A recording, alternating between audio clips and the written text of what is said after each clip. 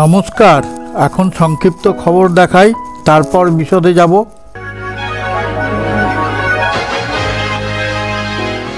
সিআইডিতে আমূল পরিবর্তন আনলেন মুখ্যমন্ত্রী মমতা বন্দ্যোপাধ্যায়।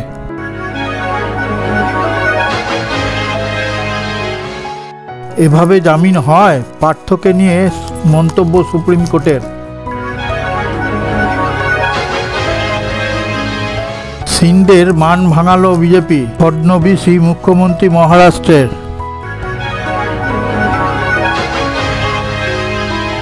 স্বর্ণ মন্দিরের সামনে আকালি প্রধান, সুখবীর বাদলকে লক্ষ্য করে গুলি।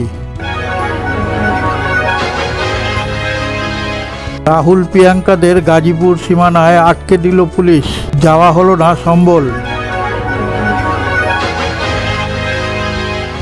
খবরের মূল পর্বে যাওয়ার আগে আপনার কাছে একটি অনুরোধ, চ্যানেলটিকে সাবস্ক্রাইব করে পাশে থাকা বেলটি ছুঁয়ে দিন, তারপর লাইক দিয়ে শেয়ার করে দিন, তাহলে আমরা অনুপ্রাণিত হব এবং দূর দূরান্ত থেকে খবর পৌঁছে দেব আপনাদের কাছে।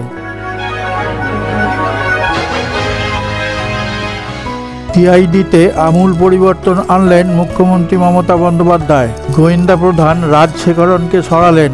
বেশ কিছুদিন ধরে বিভিন্ন ঘটনায় আইন শৃঙ্খলা পরিস্থিতি খুব খারাপ ছিল বলে ক্ষুব্ধ ছিলেন মুখ্যমন্ত্রী। ভিন রাজ্য থেকে অস্ত্র নিয়ে সমাজবিরোধীরা কিভাবে প্রবেশ করছে, প্রশ্ন তুলছেন শাসক দলের নেতারাও। সংগঠিত দুর্নীতি শীর্ষ পর্যায়ে গেছে, এভাবে কি জামিন হয়? পার্থকে কেন্দ্র করে উক্তি সুপ্রিম কোর্টের। তারপরে উনি আবার মন্ত্রী ছিলেন, প্রভাব প্রতিপত্তি তো ভালোই আছে। সিন্ডের মান ভাঙালো বিজেপি, ফডনবিসই মুখ্যমন্ত্রী মহারাষ্ট্রের। শপথ নেবেন বৃহস্পতিবার। বুধবার বৈঠকে ফডনবিসের নামেই সিলমোহর দিল বিজেপির পরিষদীয় দল। তাকে বিধানসভায় বিজেপির পরিষদীয় দলের নেতা হিসাবে বেছে নিলেন সবাই। 10 দিন ধরে চলা জল্পনার অবসান ঘটল।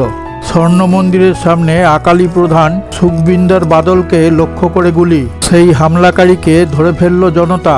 অমৃতসর স্বর্ণ মন্দিরের বাইরে ঘটনাটি ঘটে বুধবার সকালে, তবে অল্পের জন্য বেঁচে গেছে সুখবীর বাদল, গুলি তার গায়ে লাগেনি।